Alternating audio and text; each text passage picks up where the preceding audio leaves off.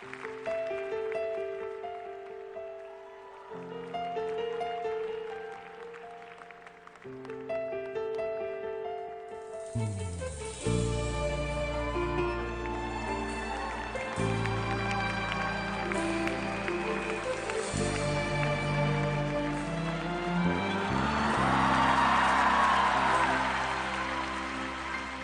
茫茫夜雨裏，顯得一片慘淡。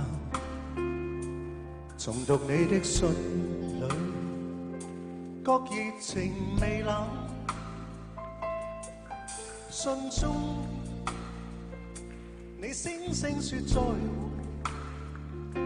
但感到你的雙眼，在期望再見的一晚，